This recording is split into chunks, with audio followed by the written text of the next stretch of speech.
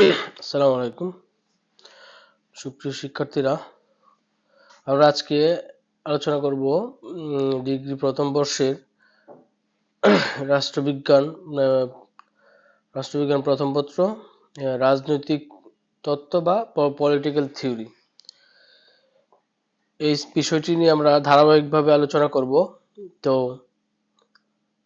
আপনার তোমাদের সকলের বোঝার সুবিধার্থে তোমরা যেন খুব সহজে বুঝতে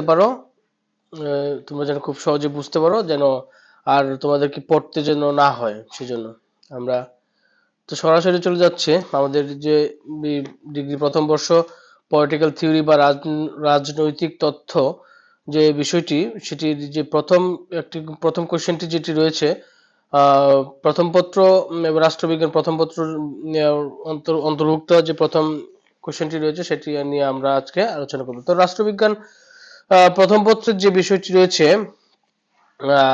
প্রথমেই আমাদেরকে রাষ্ট্রবিজ্ঞান সম্পর্কে জানতে হবে। আসলে অনেকেই জানে, আবার অনেকেই জানে না। যারা বুঝে না বা জানে না, তারা সবাই জানবো, আর যারা জানি তাদেরকে আবার আরো মেমোরাইজ করবো, যেন আমরা আরো ভালোভাবে যেন বুঝতে পারি। তো আমরা প্রথমে যদি এই সাবজেক্ট প্রথম যে কোশ্চেনটি সেটি নিয়ে যদি সেই কোশ্চেনটি নিয়ে যদি আলোচনা করি, সেটি হচ্ছে প্রথমেই আমাদেরকে জানতে হবে যে রাষ্ট্রবিজ্ঞান কি, বা রাষ্ট্রবিজ্ঞানের সংজ্ঞা কি, বা রাষ্ট্রবিজ্ঞান কাকে বলে, বা রাষ্ট্রবিজ্ঞান বলতে কি বুঝো। আহ, একই কোশ্চেন বা এভাবে আসতে পারে বা বিভিন্ন ভাবে বলা যায়। তো আমরা যদি সরাসরি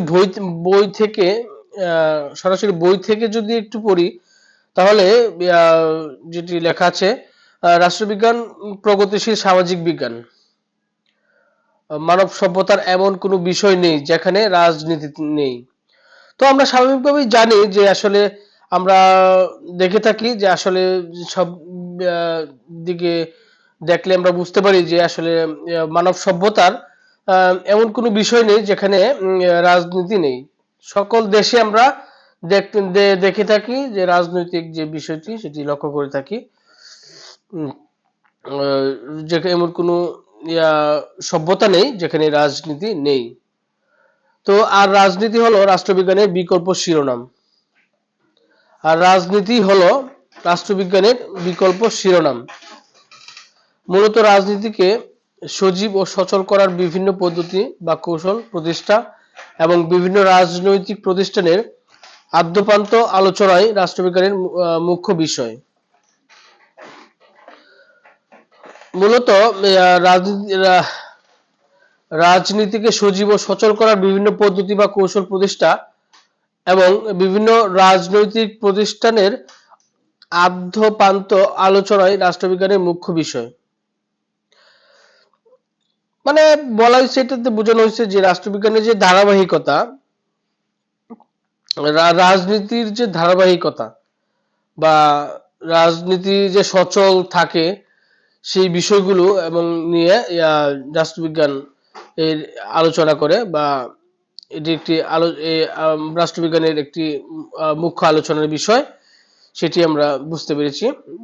সমাজ ও রাষ্ট্রের বিভিন্ন দিক নিয়ে যে শাস্ত্র আলোচনা করে তাকে রাষ্ট্রবিজ্ঞান বলে।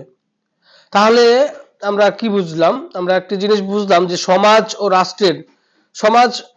আমরা জানি, এবং সমাজ এবং রাষ্ট্রের বিভিন্ন দিক নিয়ে যে শাস্ত্র শাস্ত্র আলোচনা করে, শাস্ত্র বলতে বই বোঝানো হয় বা পাঠ্যপুস্তক, যে শাস্ত্র আলোচনা করে তাকে আমরা রাষ্ট্রবিজ্ঞান বলে থাকি। আর রাষ্ট্রবিজ্ঞানের শাব্দিক অর্থ যদি আমরা জানতে চাই, তাহলে রাষ্ট্রবিজ্ঞানের শাব্দিক অর্থ হলো রাষ্ট্র পলিটিক্যাল সায়েন্স, ইংরেজি শব্দ। এটির অর্থ হলো শব্দের অর্থ হলো রাষ্ট্রবিজ্ঞান। পলিটিক্যাল সায়েন্স রাষ্ট্রবিজ্ঞান মূলত গ্রিক পলিটিক্যাল সায়েন্স শব্দটির সেটি মূলত গ্রিক শব্দ পুলিশ থেকে আগত, যার অর্থ হলো নগর রাষ্ট্র। রাষ্ট্রবিজ্ঞানের সংজ্ঞা: নগর রাষ্ট্রের সকল সমস্যা ও সমাধান নিয়ে যে শাস্ত্র আলোচনা করে।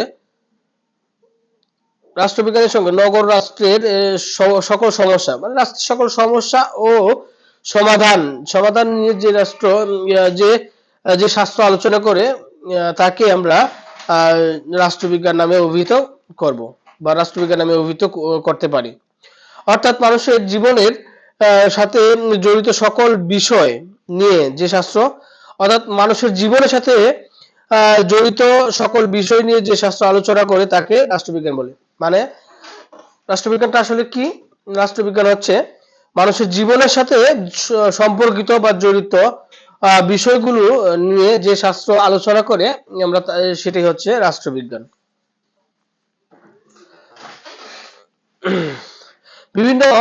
বিভিন্ন রাষ্ট্রবিজ্ঞানী তাদের দৃষ্টিকোণ থেকে রাষ্ট্রবিজ্ঞানকে যেভাবে সংজ্ঞায়িত করেছেন সেগুলো হলো, বিভিন্ন রাষ্ট্রবিজ্ঞানকে বিভিন্নভাবে সংজ্ঞায়িত করেছেন। তো আমরা দু তিনজন রাষ্ট্রবিজ্ঞানীদের কিভাবে তারা সংজ্ঞায়িত করেছেন রাষ্ট্রবিজ্ঞানকে সে সম্পর্কে আমরা জানবো। তো ম্যাক্স ওয়েবার রাষ্ট্রবিজ্ঞানকে যেভাবে সংজ্ঞায়িত করেছেন, রাষ্ট্রবিজ্ঞান একাধারে বাস্তববাদী আদর্শবাদী বিজ্ঞান, যা ন্যায় নীতি অনুসন্ধানের দিক থেকে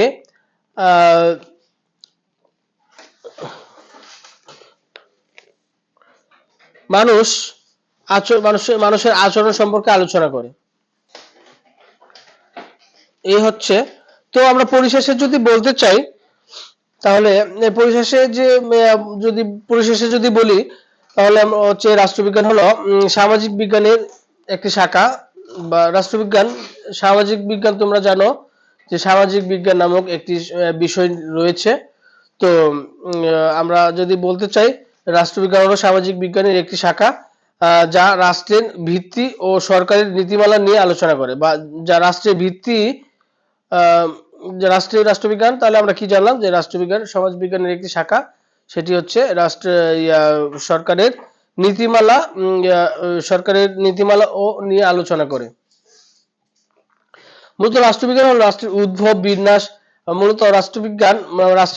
বিন্যাস, উদ্দেশ্য, নৈতিক তাৎপর্য বিষয়ক কর্মকাণ্ড সমূহ।